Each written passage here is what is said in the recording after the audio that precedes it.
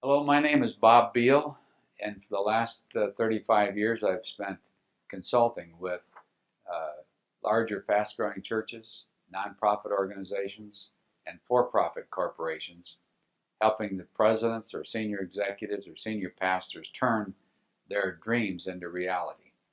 And often that requires tools that are transferable and scalable, meaning this tool will work with the president of a nation. It'll work with the largest corporation in the nation. It'll work with a large church, a small church, and it'll help you personally in your personal life as well. What I'm about to explain to you is called 7 Vital Signs and 5 Standards. You should have it in your notebook. And in the uh, bookcase that I just showed you, that is on the back of that, uh, with the 25 tab dividers uh, and the 8 categories of developing as a leader. You remember I said, as a leader, there are 4 areas you need to keep developing in. Anything you can find on focusing your life quickly, anything on asking fog-cutting questions, anything on balancing competing priorities, communicating with confidence. Those are areas you need to keep developing in as a leader. From an organizational development, planning your organization's future, anything with planning tools, building a championship team, team building, generating consistent income, fundraising, etc., and then managing resources wisely. This particular tool comes under managing resources wisely. It's number 25 in the tab, the 7 vital signs and 5 critical standards. By the way, the Leadership Academy is not in the bookstore, but is available on our website, just bobbbiehl.com. To corporations, it sells for $1,000. For nonprofits, like most of you are, it's $290. It's like 70% off. Okay, let's get into it. 7 vital signs and 5 critical standards. A part of what you want to see is that the premise underlying the 7 vital signs and 5 critical standards is health.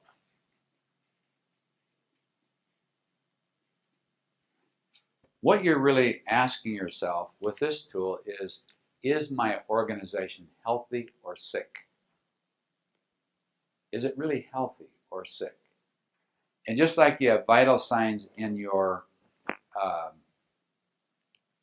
physical checkup each year, this is the way to check up, is your organization healthy? And most organizations, a second value of it, is that frankly, most organizations have no realistic way of projecting how their growth pattern will be in the future. If you ask them, where are you going to be in 5 years? It's like, well, I don't know. Where are you going to be in 10 years? Well, I really don't have a clue. This tool will help you in defining some of that. Let me show you how. And by the way, this is a tool that your board will absolutely love, that donors absolutely love, that staff loves, prospects love, future staff members love. Everybody loves it when you get it done. It's a great tool. Your vital signs, your 7 vital signs, are the answer to the question, what are the 7 areas of your organization that you hope go up and up and up year after year after year? That would be like income, gross income, number of conversions. It could be number of Bibles we've distributed, or number of students we've graduated, or whatever it is that depending on your organization. If you could only watch the growth of 7 things, 7 dimensions in your entire organization, what would it be? And what you do is chart the last 3 years' actuals. You say, in that area, let's say churches planted. Let's say churches planted. How many churches has our denomination planted in the last 3 years? And what has been the growth pattern? And you say, we've grown average of 7% a year for the last 3 years. Then I say, this is not an accountant's view of projecting the future. It isn't like how many napkins will we use, how many, how much floor wax will we use. It's not a detailed projection of the future. It's a conceptualist view of the future, not an accountant's view. And so what you do is you say, if we grew no more than we have in the last 3 years, stayed the same growth rate, where would we be in 10 years? And a part-time accountant can do all of this in one afternoon. It doesn't take forever. It doesn't take a lot of money. But what you do is you say, if we grow at 7% a year for the next 10 years, where will we be? And you can put it to the exact number. It's just a projection, but it's an exact number. We will have planted 383 churches if we grow no faster than we are right now. You say, well, Bob, we can't sustain that rate of growth. Well, what if we grow at 5%? Where will we be? Well, we'll be right there. You say, yeah, but we've got great plans. What if we grow at 10%? I say, well, if you grow at 10%, you'll be right here. And somewhere in that pattern right there is probably where you'll end up in 10 years, by all means of logic. And what boards do not like, what your board does not like, is when you come in and say, things are fantastic. We think we're going to have 1,000 churches in 2 years. We're growing so fast that we think there'll be 10,000 churches in 20 years. And it's like all that. And they say, well, what makes you think that? I just think so. I feel inspired by it. It's like boards aren't that way. And when you show them, very quietly, if we do no more than we have been doing for the last 3 years, here's the number of churches we will have planted in 10 years. They say, wow, that's amazing. Then you ask them, when do we need to add staff? Well, we think we can have 100 churches per staff member. Well, when will we need to add a staff member? Well, when we get to the 200 church level, we need to add another staff member. Well, when is that? Well, 200 churches, if we grow at 10% is here, if we grow at 7% is here, and if we grow at 5% is here. You say, well, we need to start training that person a year before we put them on the field. All right, when do we need to start training that person? Well, in May of that year, right there. That's the year we need to start training the new person, because it'll take a year to train them and to get them in position by that time to service those churches. That's the month we need to start having recruited them and start training them. Isn't that pretty? It really is. I mean, I don't know if the word's pretty, but I really like just looking at it. And when you can identify the 7 areas you want to see, number of disciples trained, number of students graduated, number of dollars raised, number of something, and you can have 7 of those that are custom designed for your organization, and you put them on one piece of paper and show it to a board, look at our future. If you can show it to a new staff person coming on, look at where we're going here. We want you to be a part of it. I mean, that gets exciting. You don't have to, jump up and down. You just show them what's there, and they jump up and down. Is this making sense to you? Are you jumping up and down yet? Yeah. All right. We got one person that can't really sit in the seat. He's sort of jumping up and down. Okay. But this makes sense so far. This is quantity. In other words, it's number of dollars, etc., but it isn't quality. I saw this concept 4 years or so before I could actually tell it to anyone, because I knew there were some things you don't want to go up and up and up, but I couldn't figure out what they were, and that's the 5 critical standards. Because there are certain things that you do not want to go up and up and up. Let's say, for example, it's as we plant more churches, we do not want our overhead to go up and up. In other words, we will have, let's say, for example, our fixed expense, meaning our salaries, our office rent, our fixed expenses, what we have to pay, whether anyone we plant any churches or not. Let's say that's 85%. Like in America, most churches, when I ask them, what are your fixed expenses at the church, they say 85%.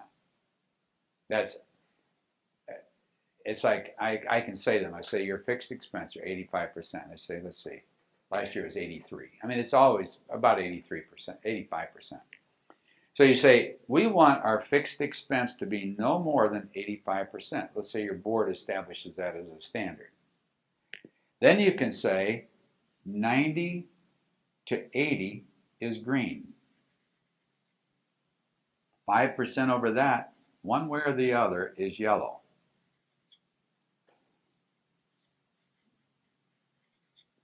And beyond that is red. Higher than that or lower than that is red. Then each year, you simply put 5 dots on a chart. You put a dot here and it's green. Next year you put it here, it's still green. Next year you put it here, it's still green. Then you pop up into the yellow, and then you get it back down into the green, and you go another green, and then you pop clear up here. You see what that says to the board?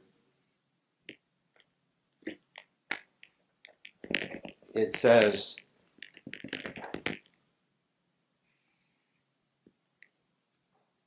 very quickly, if all 7 of your areas are going up, most of your areas are in the green, but you've got one area that's popped way up into the red.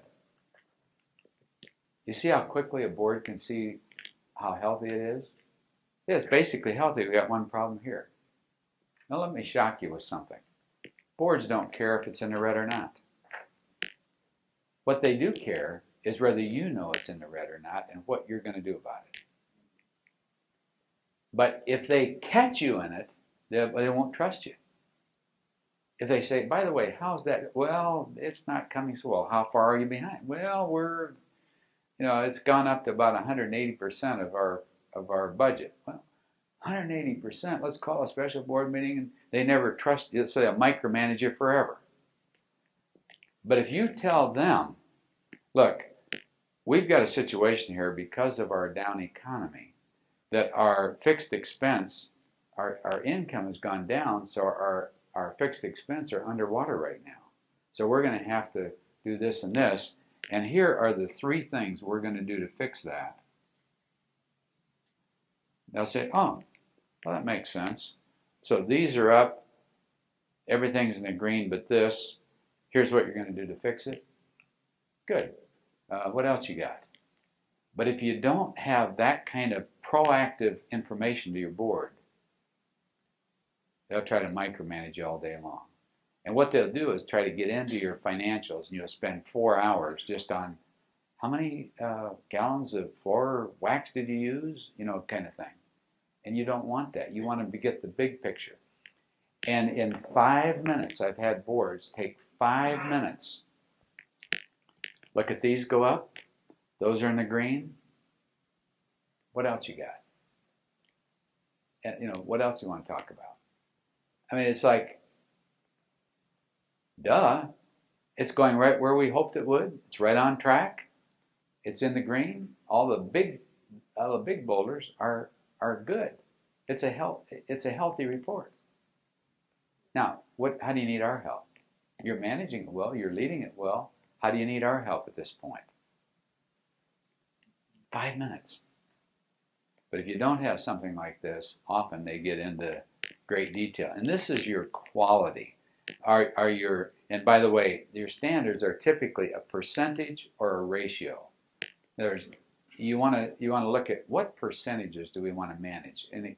For example, what percentage of the churches this year have failed? And we want no more than 2% of our churches every year to fail, or 5% or something like that. In other words, what's the percentage of failure rates? What's the percentage of turnover of our church planting pastors? What's the percentage of income going into expenses, that kind of thing, or whatever the percentages that you're looking at for your ministry. That's what's the standards. So that you may go from 15 churches to 1,000 churches, but the percentage of pastor dropout doesn't get out of hand. We've got a quality program for pastoral recruitment, orientation, training, support. That's good. Even though our size is growing, our quality remains. That makes sense? Now, down at the bottom, your vital signs. This gives you a big picture on your organization very quickly. It's like the 50,000-foot results story. And you remember the statement, nothing motivates like results. Here are the 7 results you should be seeing in your organization. It communicates it to the board. So the board and you as the president or senior executive are on the same page as to what's important. It communicates to the staff what is important, what are the big picture items. And here's an interesting principle. What you measure gets done. If you know the board is going to be watching these 7 things, you tend to keep track of them more than if you had 70 things you thought the board might be interested in. A picture is worth 1,000 words. A graphic is worth 1,000 numbers. Now, let me stop here to say that isn't always true. But I found most people are visually oriented. Or as they see a picture, they know what it means. If it's going up like it's supposed to, they think that's good, we're right on track. I don't have to see a lot of numbers behind that. Occasionally you say, yeah, those are pretty pictures. What are the numbers? Give me your financials. Give me the detailed numbers. But most people, when they see the graphics, and they say, one graphic is worth 10,000 numbers to me. A fog cutter, your board's clear, your staff is clear, the executive team is clear, your donors are clear, the prospects are clear. Nothing motivates like results. When you go to ask for big money, you go to ask for 100,000 euros of a large donor. They say, well, what have you actually done already? You say, well, let us look at the last 3 years, and then let us show you where we see going and why we need a building or why we need to add this staff person at this place. Well, when you go and say, we need a new staff person and we need to bring them on right here, and you can show them that 3 or 4 years in advance, or you can show them right here, right about here, we need 100,000 euros to bring this person on, get them oriented, get them housed, etc., or whatever the amount is. I think these people really know what they're doing. And again, if we do no better than we have, it's not hype. Boards and donors love it. Does that make sense to you? That you can project a team's 10-year future, avoiding dangerous trends and blind spots. Now, one thing is, if you've got 6 things going up and 1 thing headed south, if you've got 6 things going this way, and you've got one of the charts that's going this way, what does it tell you quickly? So it can tell you whether you're healthy or sick. But again, it puts you in the position of alerting the board, I'm aware of it, here's what we're going to do about it.